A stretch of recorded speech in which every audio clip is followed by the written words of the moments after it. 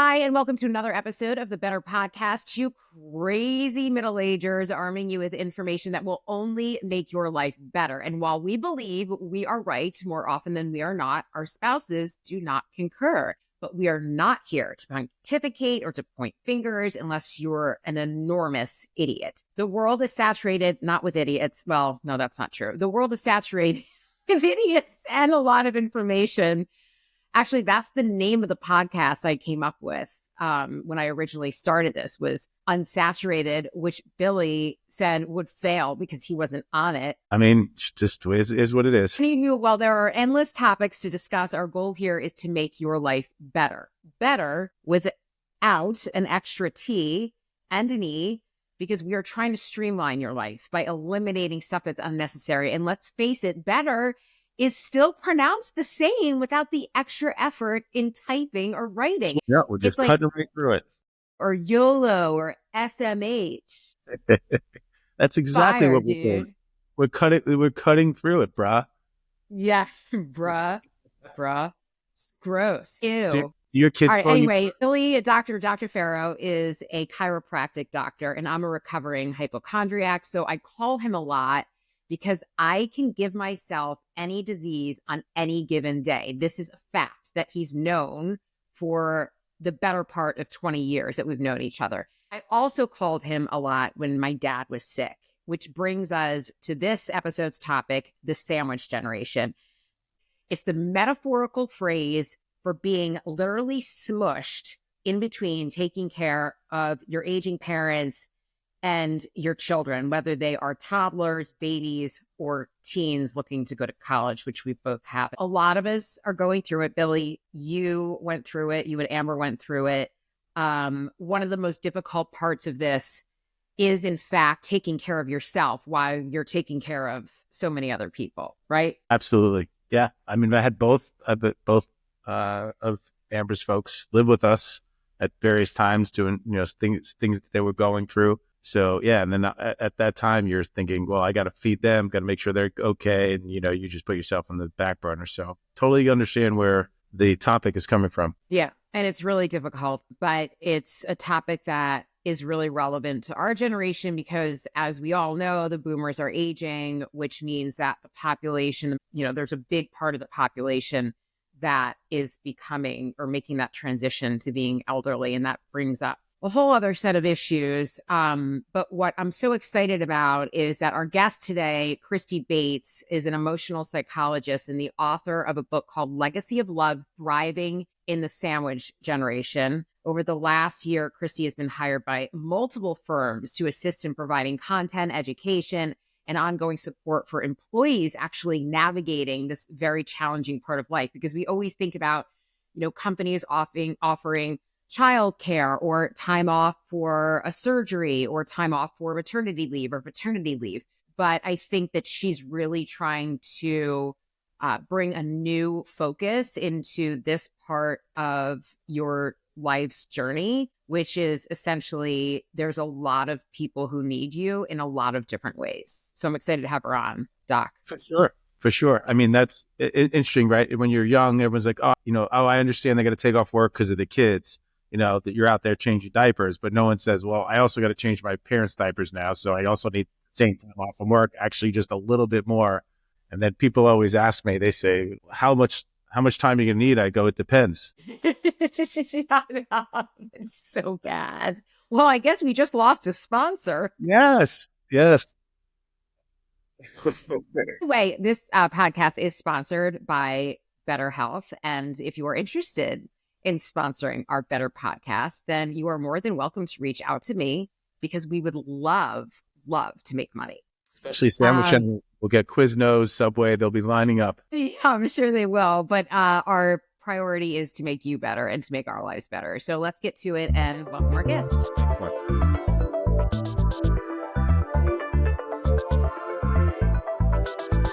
Okay, Christy Yates, welcome. Hi, I'm so excited to be here. Thank you for having me. Of course. I'm so excited to meet you. I actually have been itching to cover this topic for a long time.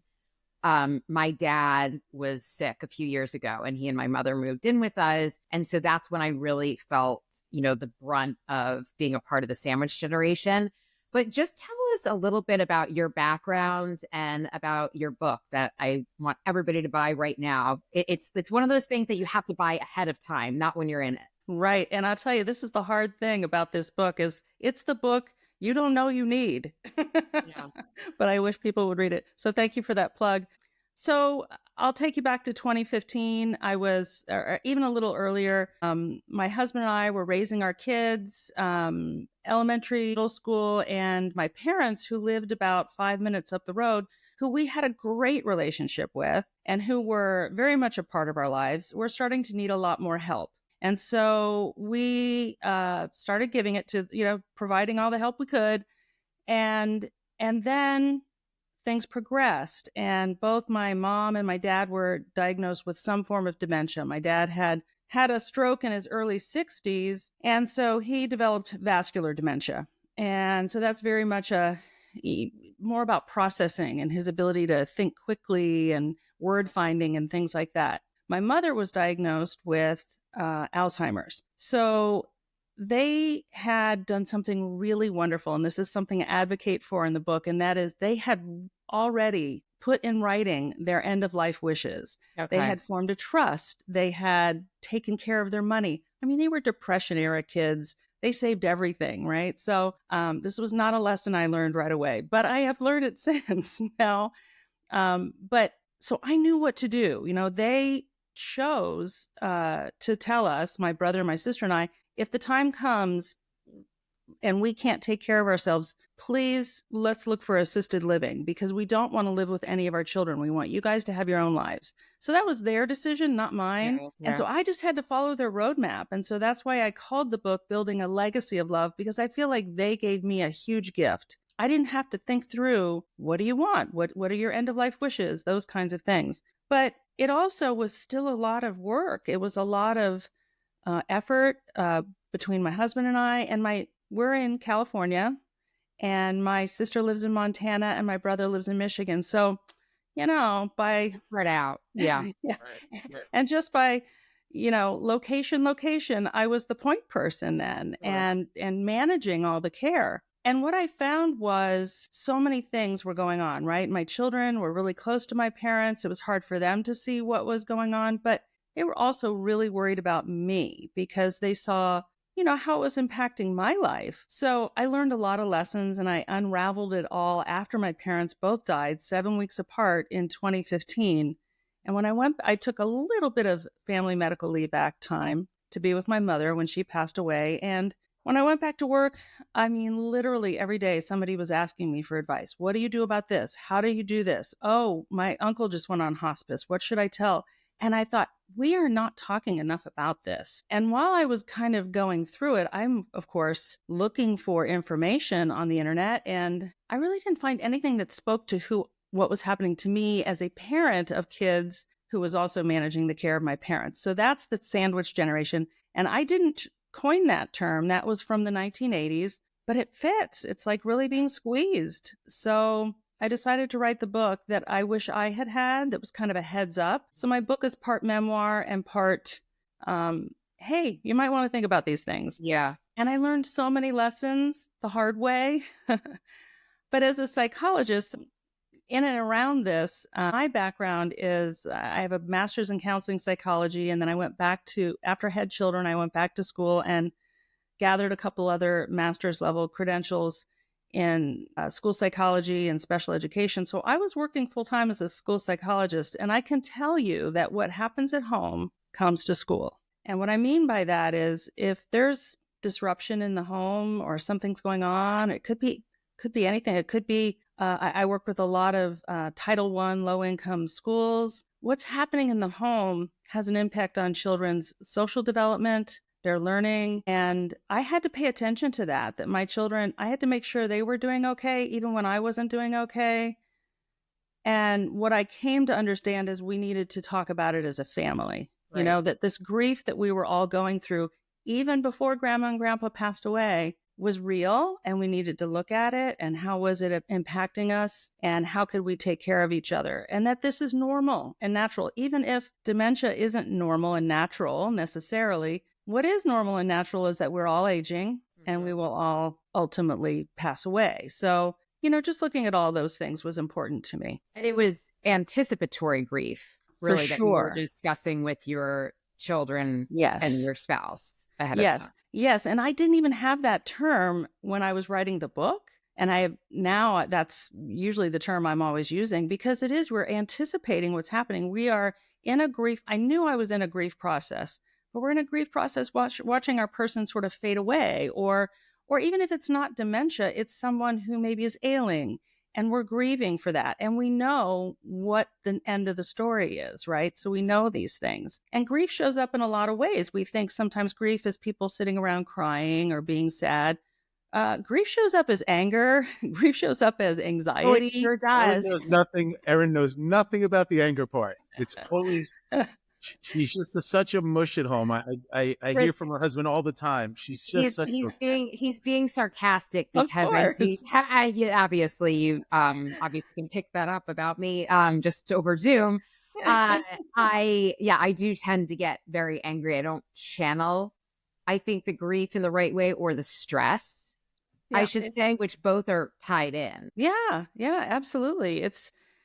It sneaks up and grabs you sometimes. I didn't write about this in the book, but the story I often tell is of a dinner where I had my parents over. We'd brought them over from assisted living, and we were having a crab dinner. That was something from my childhood that I thought that they would really enjoy, a little crab feast. But my dad couldn't do it. He couldn't use a fork or a crab fork or he couldn't hold the utensils he needed. And it was so painful for me to see this, but I got really irritated. I got irritated and short and not nice. And across the table was my 17-year-old son, who looked across the table at me and just mouthed the words, "Mom, be nice." And I thought, it's like I came to this awareness that they see me doing this. Yeah. And what am I teaching them? I don't want this at the end of my life. So I better get myself together. I am training them.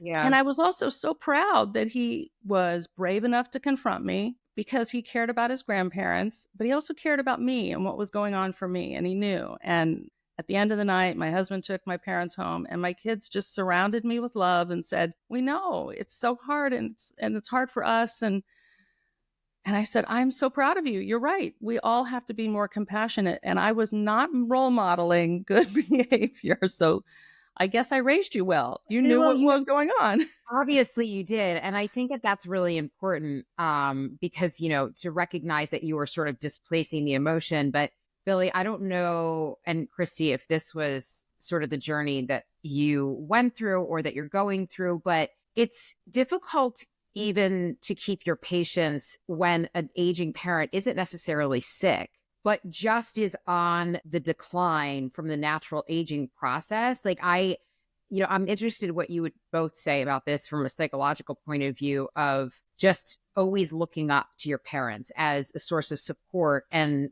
the people who know best in your life. And then all of a sudden the tables turn a little bit and you're like, I don't know if that's the role that they play anymore. And that's a grieving process. Yeah. I mean, I absolutely think it is. It's a huge loss. And that change, that shift, is important to acknowledge, to be able to then shift how we interact with someone. Right. Yeah. And I think it's, the other part, Billy, you had Amber's father and mom live with you. I'm also interested because, Christy, it was my dad and mom who lived with me when my dad was really ill.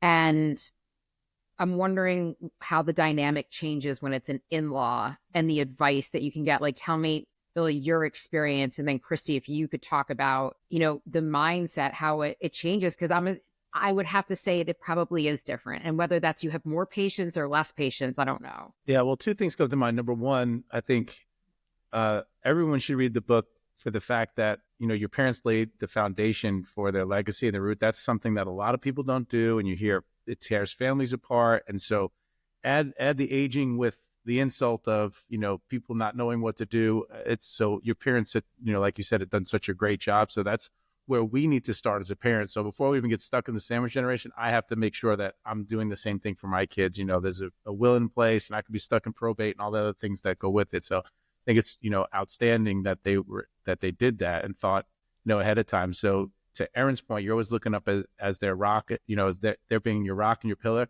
Well, they cemented that in their legacy by doing that for you. That was their, that's it, so that's pretty amazing. For me, I had taken care of both my father-in-law and my mother-in-law. And so when it's the in-laws, you don't really care as much about them. Oh my gosh. I mean, we have to, by the way, Chrissy, it is important to have this humor when we're talking about this. It makes Absolutely. There's always room for humor. So it was the thrill of my life. My mother-in-law still is alive, but my father-in-law passed, and he is a guy that grew up in the Philippines with nothing, came to this country because the nuns put him on a Navy ship, basically said, go to America and get educated. He built an amazing life for himself. He ended up retiring with a retirement from the Navy, the Army, and the Human Health Services. He worked till he was like 80-something years old, devout Catholic, tiny little Filipino guy. I used to literally carry him around like a baby Bjorn all around. And he knew what was happening. I knew what was happening. His faith was really strong. So he did not have the fear of the next thing. So for me, it was a little bit different because I embraced the passing of the torch, so to speak. And he ended up actually passing away on my birthday. Oh my gosh.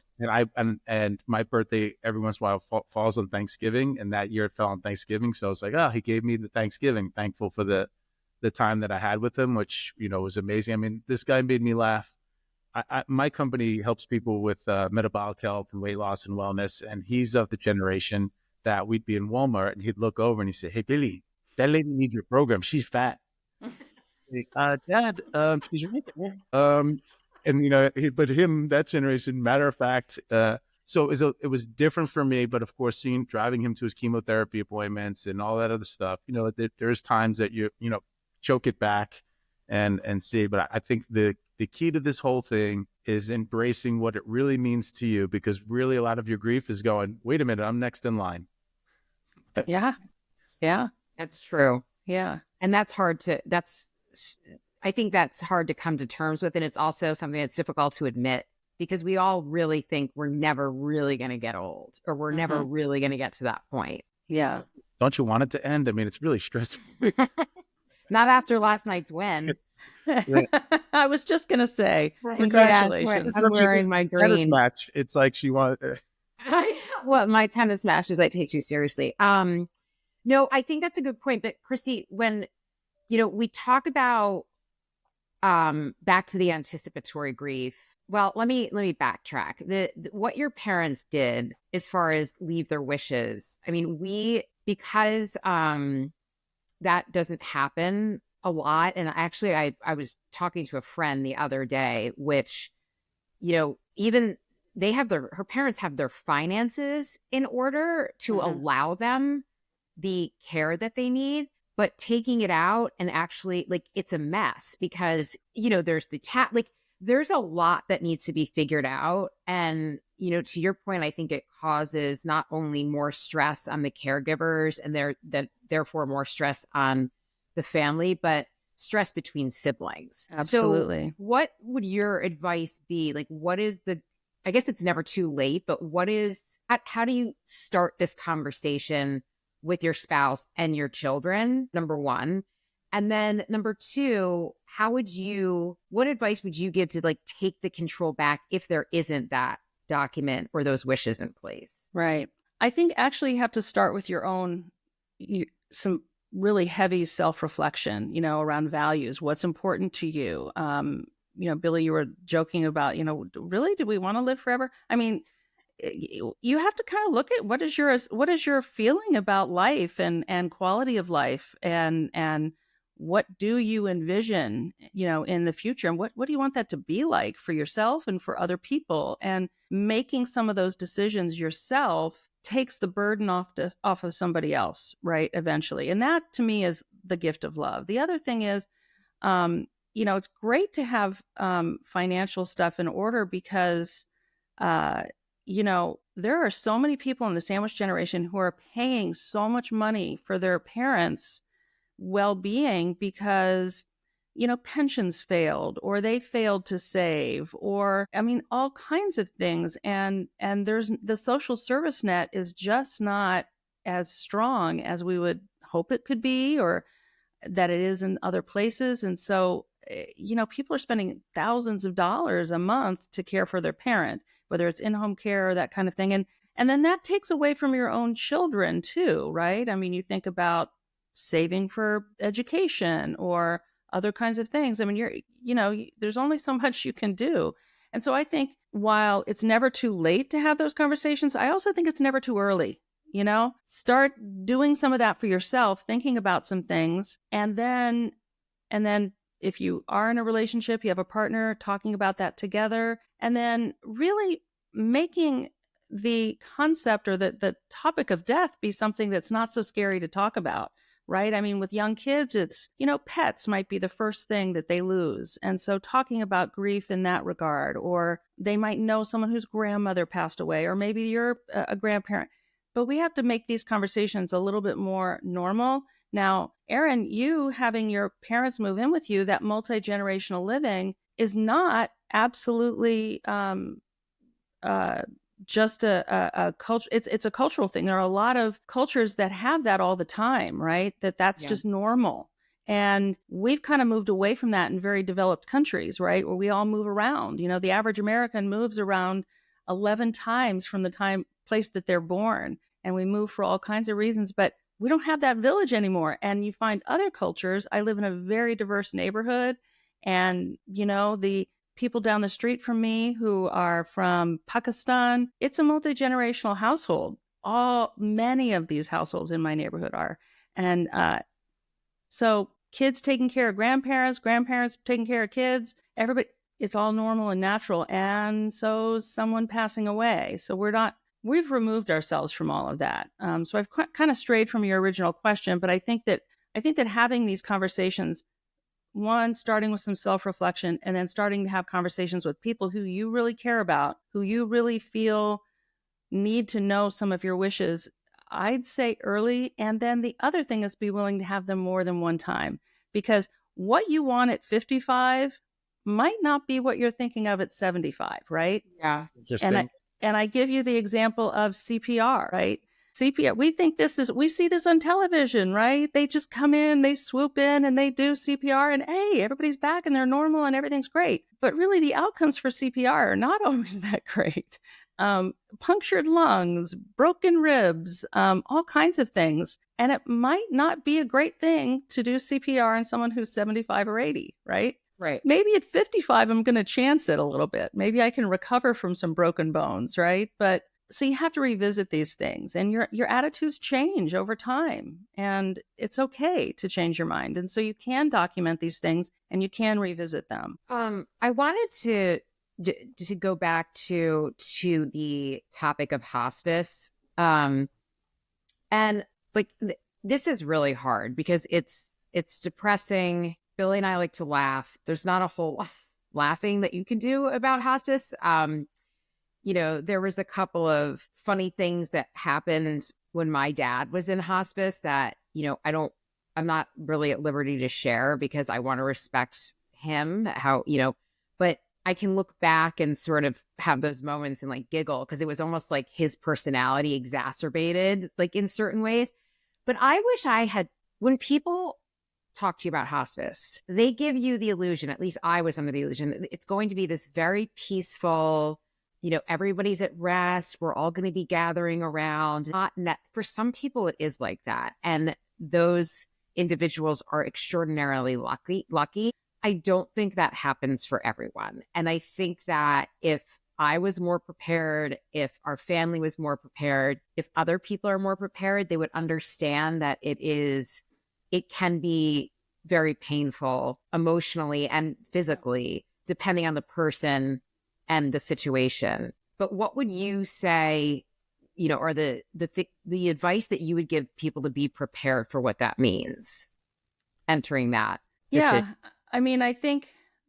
I think once you are in that space of we're caring for someone and we've kind of moved from, oh, they just need a little extra help to we're now on this journey, right? And that's presupposing that we're all aware enough, we're all self-aware enough to really notice that. But, you know, I think you could bring up a really great point. We think it's this, it is caring, but it's caring. Hospice folks, it's pragmatic. It's like they are in service of helping this person at the end of their life be comfortable, but they might not be there as much for the caregiver to really, although I found the people that were caring for my dad, at least, my mother went pretty quickly, but my dad, they were informing me about what was happening. You know, this is what he's in the process of active death now.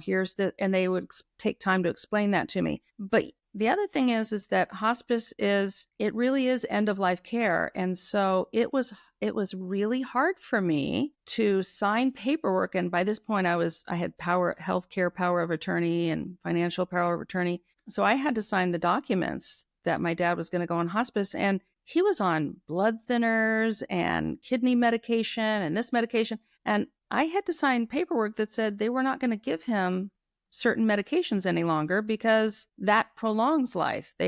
You stop medication that is prolonging. Now, nothing that's going to cause pain, right? They're like, hey, we're not going to take him off things that are going to make the end of his life miserable and horrible. It's all about comfort. But we know he's in the process of dying, so we're not going to keep prolonging it forever. And that's a really hard thing to wrap your head around. It feels terrible to suggest that you are going to agree to this. Yeah, nobody's going to come in here and put him, intubate him and keep him alive for a lot longer. It's really about... It's probably against your instinct. I mean, right? It is. When I was in New York, I had my friend Chris, his brother got leukemia when he was 19 years old. Went to the hospital. I'll never forget. Came up there, and everyone was upset. And of course, I make jokes. That's my defense mechanisms. I was like, well, he's not dead yet. And so he ended up making it to 41 years old, and he had a life where he stayed at his house most of the time, was always kind of disabled. This kid lost his mom when he was 9 years old. She died literally on Christmas Eve going to the church. So like just tough times. So when he's 40 years old, and I went up to New York to go to hospice, and I'm probably never going to be allowed in hospice after I tell you this story. But I saw him sitting there, and he looked awful, miserable. And they just literally let me sign in and just walk right in. So I walk in. I thought about like, can I end this for him? Because this is not like this. Like I literally had that thought in my head. I'm like, I can't let this poor kid that I loved and watched, just sit here and suffer. And it was just tough. And then my brain started going, is this just a money, another day is 20, I agree. Another money. Is somebody else telling the family the wrong thing? Is like, they could have let him go like a week earlier. And I guess no one likes to make that decision. But as a family member, it's like, just drop me off a cliff when I'm done, because this is not dignity. Now I remember that about him versus anything else. Right. And you don't want that being your last memory. Right. And that's a hard thing to over. More about me than him, basically. I know it is. Everything is. It is one of the most difficult things for me after my dad passed was to get over and to try to recapture the good memories as opposed to the last 3 months, which were pretty awful for all of us. Right. And California has different laws, I believe. Different states have different laws, but it didn't feel like any of us were empowered or able to make choices that we really wanted to make. Around hospice, you mean? Yeah, around hospice, again, about end of life. I just don't, again, it's a really uncomfortable, unpleasant conversation, but there's just so many things that I would have done differently and that I wish were available to us. Because I actually had to Billy's point about his friend, that experience, I don't think my dad was comfortable. Right. So here's what I will say. There are a lot of different hospice agencies, even in one area, right? So if you're in a metropolitan area, and you can, if you don't like one, you can choose to go with a different agency. You can switch that. And a lot of people don't understand that either. I've only gotten to know, I've gotten to know a number of hospice people at this point, but at the time, 10 years ago, I didn't know that. So I just kind of took what they gave me. I had a fairly positive experience, to be honest with you, but I know plenty of people who haven't. And I'm working with a client right now who wasn't comfortable with the agency she was working with. I told her, you can switch. And there's a way you can do that. And so I think that's a really great conversation, maybe, is to talk more with people in the hospice arena, the business, about what it all is, because it is unfortunate that people have a difficult experience. And sometimes that's kind of twisted up in, it's the end of life and we're sad and we're upset anyway. So is anything I don't know. Do you know what I mean? Like sometimes it wouldn't matter what it was. We'd be upset. You should be able to pick the package you want. Okay. But give me the Cavort. Just give me the Cavort. I'm done.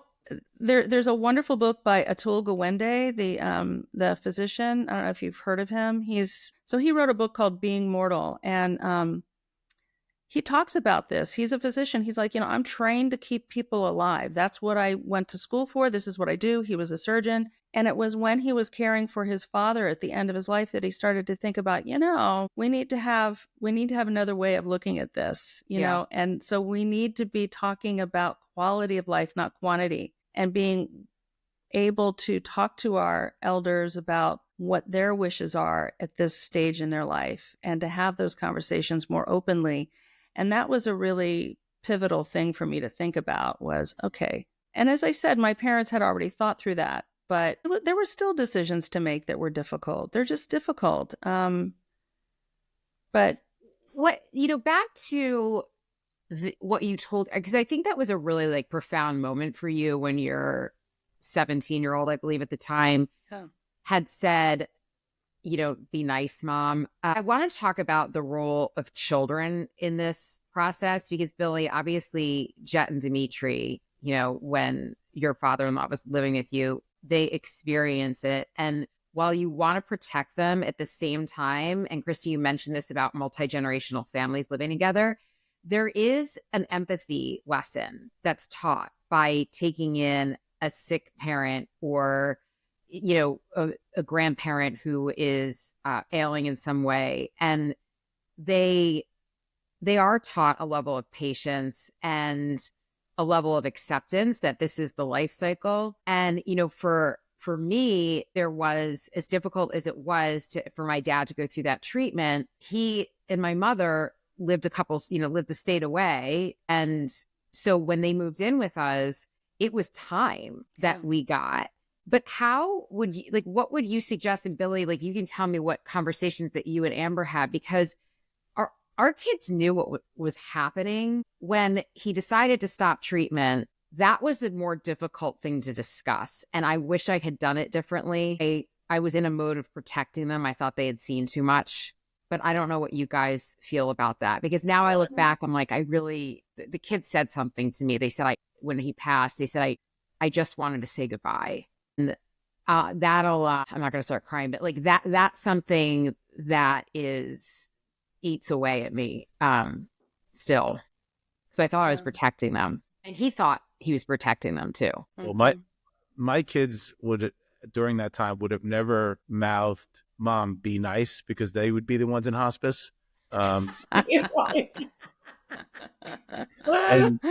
And I'm pretty sure that goes over in Erin's house too. They were probably like, I'm not telling her.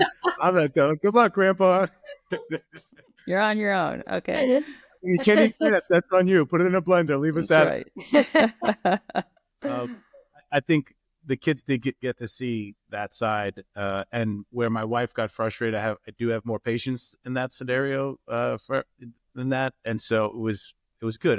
I looked at everything as a blessing. It got to show my kids how to do this, how to care. So I thought it was all part of it. I think what you said is, I look forward to the fact that we did finally have multi-generation in the house. So when I grew up in Long Island, there were the families like the Irish, the Italian, and the Jewish families didn't have the multi-generational if they were the second generation, but if they were first generation, they did. And so I was happy that I'd go with my friend who, was from Bangladesh, and they had 1,000 uncles running around the house and aunts and people living in drawers, giving you spoons when you needed something to eat. I mean, it was amazing, right? There's so much vibrance. Then it was like me, my dad, my sister, my mom having dinner, right? My grandmother lived out east in Long Island. So I got to say, hey, kids, this is cool. Like grandpa lives down there in that room. And then when when Amber's mom came, she's a little slightly more difficult than the dad, just dad. But they got to see, that side of it too. So I think the multi-generational part was great. And Erin, I know you beat yourself up over this because you beat yourself over literally everything. But what your kids will never forget is how you took care of your dad. They'll never forget that. So, and as they get older, right, we never know how much our kids take away until they get older, or actually like it's like a last dying breath. And they're like, I do make my bed. You're like, thanks, bye. So I have a feeling, your actions in every other way, they're going to figure that out. Like, well, mom was trying to take care of us and shield us from it. So stop letting that eat you up. You got so many other things to be miserable about. Thanks, Billy. So cheering. I mean, I echo all of that. I think that's really, and I do feel that this time period is, well, I feel like compassion is empathy in action, right? We can feel empathy. It's when we take the step to act on our empathy, how we're feeling about someone else, and try and comfort. That's compassion. And our kids have the opportunity to do that. I do think there are age appropriate things, right? So what we might say to a 5-year-old is going to be different than a 15-year-old. We don't want to scare. There may be times with certain illnesses where it may be very frightening for a child to see someone. There may be tubes. There may be this. There may be that. With dementia, it's like, oh, but she never remembers me. And so we just help kids understand as much as we can. We don't have to go into the pathology and all of that. We just say, here's kind of what's going on. And again, that this is, these things happen, and it's not happening because of anything that's bad that they did or that you're doing. It's just that this is life. It is this way. Erin, I really do understand the wanting to protect, because that's what we do as parents, right? And we just want to surround them with love and not have them have hard feelings. I will tell you that I think the most challenging things sometimes with kids is when they see what's happening to you, when they can sense without you even saying anything that you're not okay. And that makes them feel so much worse. Now she's going to be thinking, oh my, I'm so sorry. I'm so sorry to tell you that. She's like, oh, what do you mean? Now they're upset because I'm upset. Oh my God. But the thing is that you said teachable moment. That is the teachable moment, right? Yeah. Like not swallowing your tears and pretending you're not feeling something, but to be able to say to your children, yeah, I'm really sad right now, and here's what I'm doing to take care of myself, and this is, there's nothing wrong with crying. There's nothing wrong with being sad. It's just that this is what happens. And again, this is how I'm taking care of myself. What you've just done there is you're helping your kids learn how to also regulate their emotions. Yeah. And that they learn how to set boundaries in the future, right? And know, sometimes I think about when you're really stressed out, right? And then it's a Friday night and you're really stressed out because you've had a long week of all this stuff. And then your 12-year-old comes home and says, I invited 5 kids over for a sleepover. And you want to say, no, but you say, okay, you know what? It's okay to say no. Yeah, and I know. Just say no. And then talk about why taking care of yourself is really important, because your kid's going to learn it's okay for me to set boundaries. It's okay for me to say no sometimes. And they have to learn to have disappointment too. Yeah. Right? Yeah. But what would be some things that you wish that like information that you wish you had ahead of time? Like I'll give you an example. The Christy Yates book is what she. I understand. That's why. That's why to. But like, we wrote a whole so user manual on it. And I know. I'm really sorry. Everybody is going to read the book, but here's one thing that I'm hoping you can relate to that I wish I knew about. So when you become a caretaker, now the situation was that, my siblings were back home with their families, and that my mom and dad moved in with us because we had Penn, and it was the hospital that offered sort of the best prognosis for the cancer that he had. But when, I took a break one weekend, we went to Florida for a few days with the kids because we all needed a break, which, by the way, is okay. Like, I felt guilt about that, but I'm like, it's okay because I was driving him to treatment every day. But what I wasn't prepared for, and that it had more to do with, I think, what was going on with him, is that your parent, the parent who's sick often then puts all their energy and no one else can take care of me except you, if that makes sense. And you have to you almost have to be the adult and say, no, it's okay. Other people are capable. And, I need a break. And it's hard to say that because when I was in that position, I'm like, the person who needs a fucking break is my dad. Like, not, but like, he needs a break, not me. But the feeling refreshed after 2 days of being alone with the kids really did help him. Yeah. But like, that's my takeaways. Like, just be prepared for that. Be prepared that you're going to feel, you need to take the time. It's okay to step away, and be prepared that there are going to be feelings of guilt, whether they're coming internally or there is a source that is just so overwhelmed with what he or she is going through that they'll project that on you, or they just feel it's like a child. Yeah. Like, say, like, no one else can take care of me except mom and dad. They can't make me feel better. Yeah. I mean, all of that is really important. And I do feel like taking care of yourself is really important. We did take a family vacation in the month before my dad died. And my son had graduated high school at this point. So we went on this vacation. We had a wonderful time. It was great. My brother and my sister both came out and kind of took turns being there with my mom and dad. But I came home, and it was at the end of I came home on a Sunday. On Monday, my dad went into hospice, and on Friday he was gone. It just went really quickly. We kind of knew that it was going to happen like that at some point, but I don't regret taking that vacation though, because that was really, we had been doing so much together as a family. It was really important for us. It was great. And I don't think that my parents held that against us in any way, but some people might think, oh, that was really selfish, but you know what? I was at the breaking point and we needed to go, and all of us we needed to go.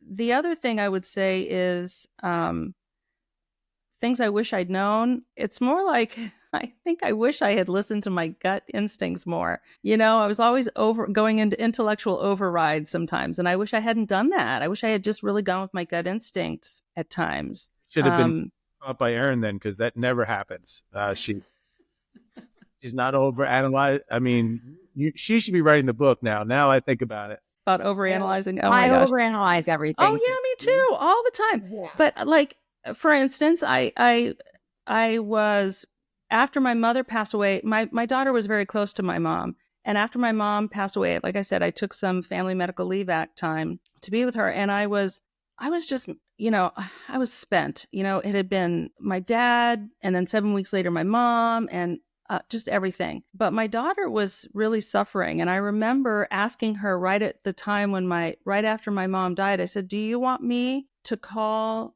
the school and let the counselors know or something? And she's no. And I really wish I had done that now. And she really suffered. And because she was so worried about me, and she knew she didn't want to burden me with her grief and her upset. And she turned some of that inward, and that was really scary for us. And so it's interesting, when I wrote the book, I said to her, honey, I want to put this in there. Are you comfortable with that? Here's what I've written. Are you comfortable with it? She goes, yeah, I think it's great. And I said, so let me ask you now, when I asked you at that time, should I call the school? And you said no. Do you wish that I had just ignored you and called the school? She said, yes. So I feel like we have this belief that like our 15-year-old, we're afraid of our 15-year-olds sometimes, we don't want to do anything. We don't want to tick them off, So my gut instinct was to do something, and I didn't do it. And I wish I had. And she's wonderful and healthy and great, but yeah, it was a tough time. It was a tough time. Billy, what was one thing that you wish that you had known or done differently? Not that you're perfect. I get it. I mean, honestly, I've just had such a different perspective on life that I took the guy to Rome and as we came, he shouldn't have been to Rome. Like, had he not got sick, like his wife didn't like to travel. So he got sick and she couldn't take care of him. So she came to us. He wouldn't have gone to Rome had he not got sick. So we took him to Rome and we walk in there and the Pope came out. And the last time he was in Italy, he was stuck at the bottom of a Navy ship and not allowed to go because he was a Filipino and they weren't letting them, go there back then. And so I just think we just embraced a lot of, what was happening with him. And, we had another trip to Spain. My one regret is I didn't force him to go on the trip to Spain because I was like, come on, let's go. And he's like, no, I got to take care of your mom. But we really had we were fortunate that it wasn't in hospice and things like that. So, I mean, I shouldn't say that because he died of Walter Reed from COVID and it was awful to watch him through a Zoom call, but he got, saluted by the captains there. But when he was with us, I embraced it. So I'll tell everybody, it's like Erin, I remember you take care of your dad all the time. And I kept thinking, although he's saying, well, you're the only one that can take care of me. He's like, I only want my daughter to take care of me because I get to spend this time with my daughter. Right. Like he, as much as it was an awful way to put two people back together, getting separated with your kids one day when they leave, he got to come back and like, I get to kind of like see my daughter every day. And in this situation, I would never be living in their basement and being with their family. Yeah. So, That's actually a really good way of looking at it. And now I'm really upset because I also think it allows you, there's a lot of, horrible things about anticipatory grief because you feel like you're waiting, but at the same time, you get to have those discussions and those talks that either you're too afraid to have or you feel like you don't have time to have. I just wish that it didn't. I guess I would encourage people who have aging parents who are maybe losing their patience a little bit, because I do it too, but just have those talks because you don't want to wait until it's, there's right at the very end. And I don't mean just logistics. I mean, just like, hey, remember that time when I was, 22 and I was a real jerk to you? Or, what did you think, or my dad, he told me some really great things and that I will treasure forever. So anyway, but tell everybody those things when things are great, not necessarily when you're at the end. Sure. That right there, that's it. It's like the resentments that we build over time, like we don't want to have to unravel those at the end. It's like, just deal with things when you can. But yeah, tell people, it's almost like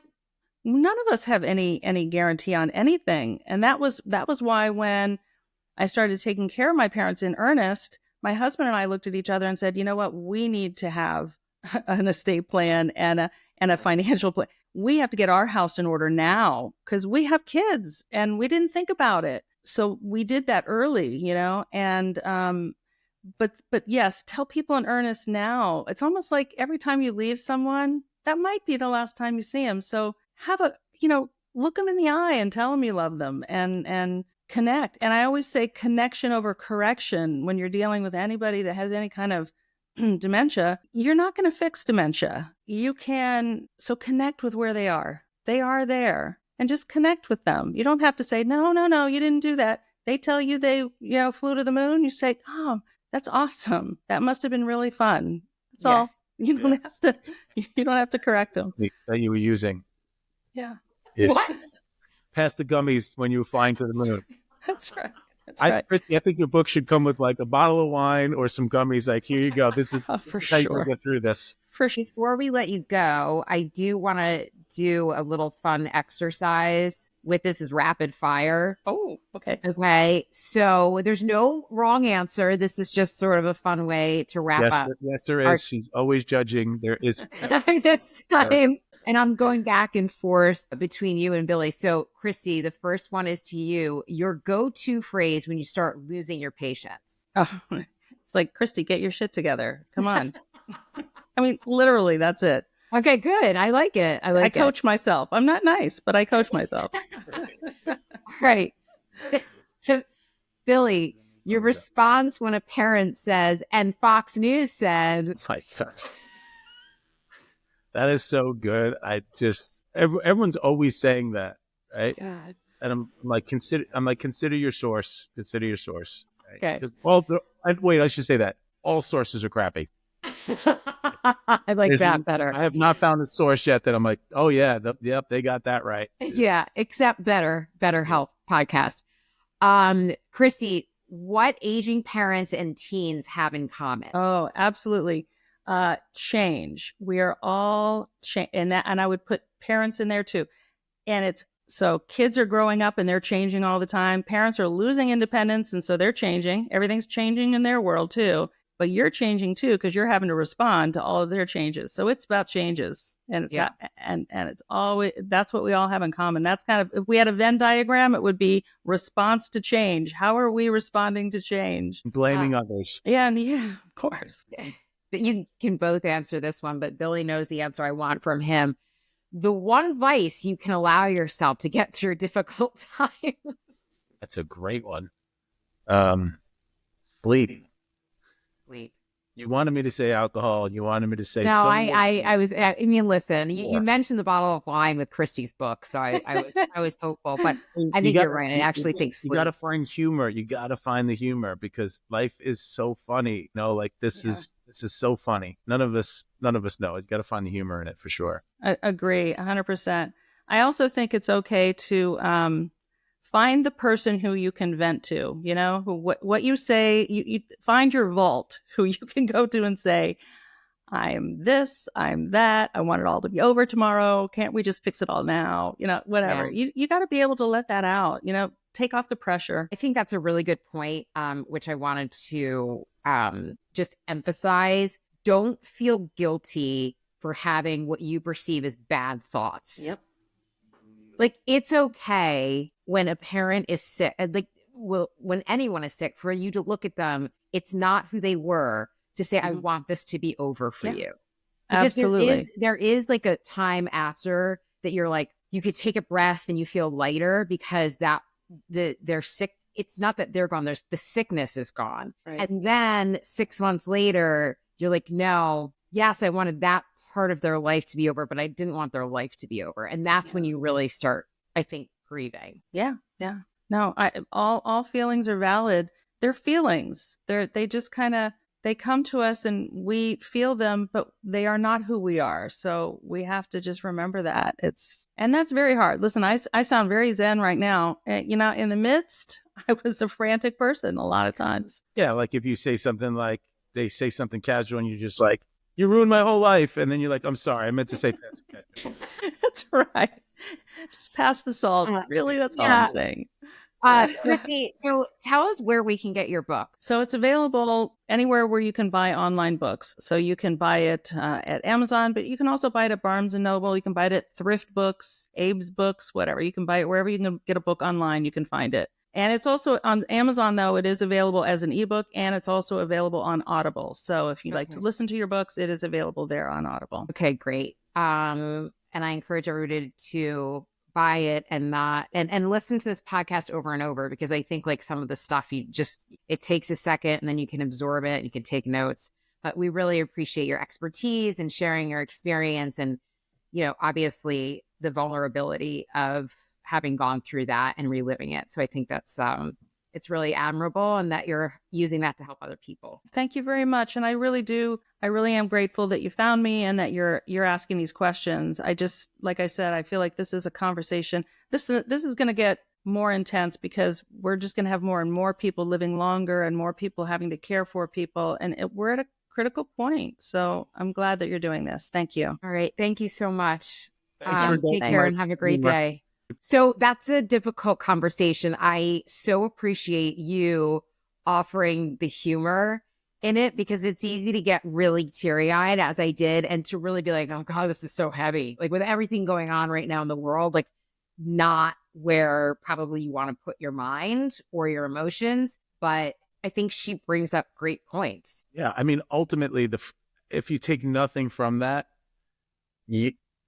this, like, make your goal, today's whatever day you're going to launch this, is that within the next 7 days, you have reached out to an estate planner or called your attorney and go through those documents, because things happen and they're going to happen. And if you have kids, you could create a real nightmare for them if you don't have some basics in place. And then for a spouse too, to have to make decisions.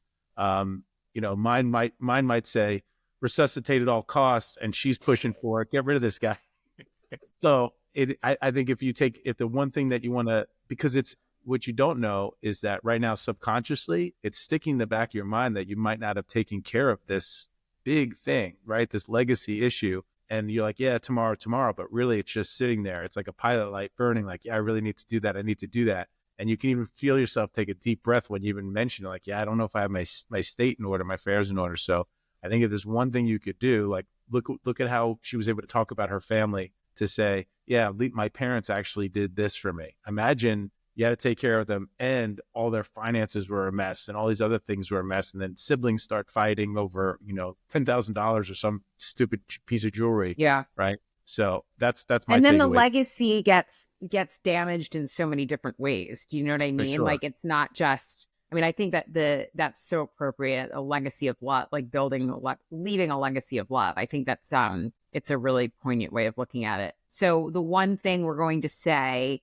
is going to make you better is by getting this in order, making your plans clear, taking that off your children's plate, and doing it within the week, even though it's difficult. Agreed. And maybe even start researching, like, what does end of life look like for you? Like, if someone says, hey, what if you had to go in hospice? Again, what do you want there? Those are some things that I think you could. There's a funny spoof on Vikings, on this show Vikings, and they called it the Understoop. And it was these old men just jumping off a cliff. The guy's like, what are you doing? He's like, well, the village doesn't need us anymore, so we're just jumping off this cliff.